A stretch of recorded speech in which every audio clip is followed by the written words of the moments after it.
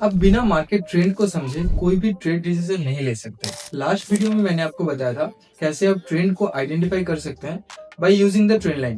अब इस वीडियो में मैं आपके साथ शेयर करूंगा कैसे आप ट्रेंड आइडेंटिफाई कर सकते हैं by using the moving average. Moving average एक डायनामिक इंडिकेटर है जो कि ट्रेंड आइडेंटिफाई करने में हमें हेल्प करता है। साथ में एक कैलकुलेटेड एंट्री और एग्जिट पॉइंट्स भी प्रोवाइड करते हैं।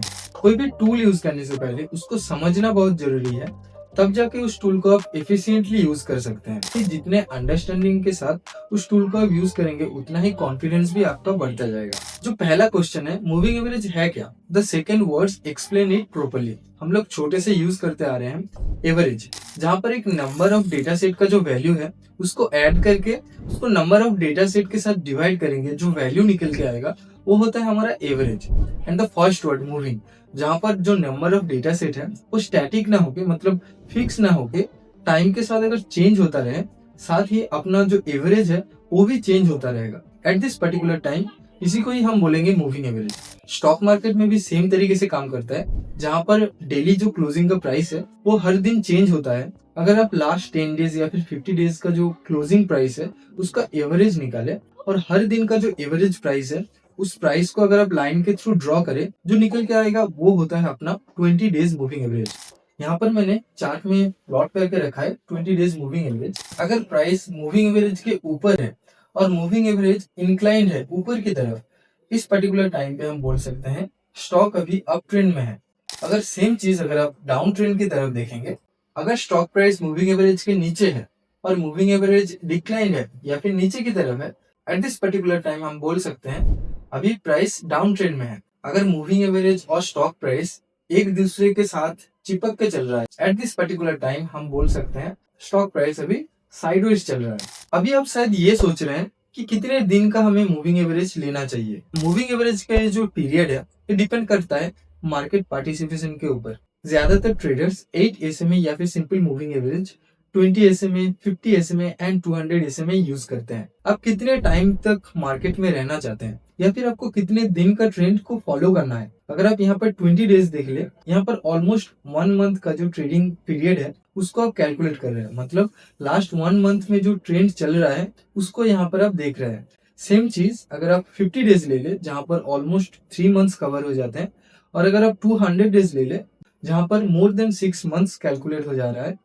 ट्रेडिंग व्यू में इंडिकेटर्स ऐड करने का बहुत ही सिंपल तरीका है। पहले आप इंडिकेटर्स में आ जाएंगे, यहाँ पर आप टाइप करेंगे 3 SMA। हम लोग यहाँ पर 3 SMA इसीलिए यूज कर रहे हैं, शॉर्ट टाइम फ्रेम में, मिड टाइम फ्रेम में एंड लॉन्ग टाइम फ्रेम में कौन सा ट्रेंड चल रहा है उसी को ही फॉलो करके हम अपना ट्रेड डिसीजन ले सकते हैं। यहाँ पर 3 SMA ऐड होने के बाद और आप देख सकते हैं डिफॉल्ट कुछ पीरियड ऐड हो चुका है, पर इसको हमें चेंज करना है अपने तरीके से। इसके लिए आप 3 SMA के यहाँ पर सेटिंग में जाएंगे, उसके बाद इनपुट्स, यहाँ पर आप देख सकते हैं SMA 1 है उसको हम रखेंगे 20, जो SMA 2 है उसको हम रखेंगे 50, जो SMA 3 है इसको हम रखेंगे 200। इससे क्या होगा, अब डेली का जो चेंजेस है लास्ट 1 मंथ में उसको भी आप देख रहे हैं, अब लास्ट 3 मंथ्स में जो चेंज हो रहा है उसको भी आप चेक कर रहे हैं, एक साल में जो चेंजेस हो रहा है वो भी यहाँ पर आप चेक कर सकते हैं। जितना कॉम्प्लिकेटेड आप कॉन्सेप्ट को रखेंगे उतना ही कंफ्यूजन क्रिएट होगा। अब इसी कंफ्यूजन को दूर करने के लिए हम लोग सिंपल तरीके से ट्रेंड शिफ्टिंग के कॉन्सेप्ट को समझते हैं। जब प्राइस एक लॉन्ग पीरियड के लिए एक ट्रेंड की तरफ चलता है और उसके बाद ट्रेंड अपना डायरेक्शन चेंज करता है, हमारे पास एक अपॉर्चुनिटी होता है उस ट्रेंड में पार्टिसिपेट करने के लिए, जहां पर 200 डेज मूविंग एवरेज को 50 डेज मूविंग एवरेज नीचे से ऊपर की तरफ क्रॉस ओवर करता है। इस पर्टिकुलर पॉइंट को हम बोलते हैं गोल्डन क्रॉसओवर। यहाँ से आप देख सकते हैं प्राइस कैसे ऊपर की तरफ शिफ्ट हुआ है। सेम चीज डाउन ट्रेंड के टाइम पर भी होता है, जहाँ पर 200 डेज को 50 डेज मूविंग एवरेज नीचे की तरफ क्रॉस करता है। इसको हम बोलते हैं डेथ क्रॉसओवर, जहाँ पर प्राइस एक अप ट्रेंड से डाउन ट्रेंड की तरफ शिफ्ट हो रहा है, जिसका मतलब प्राइस अभी कंप्लीटली बियरिश ट्रेंड के अंदर आ चुका है और ऐसे स्टॉक से हमें एग्जिट कर लेना चाहिए। ऐसे ही क्रॉसओवर स्टॉक को आइडेंटिफाई करने के लिए आप स्क्रीनर, गूगल शीट यूज कर सकते हैं।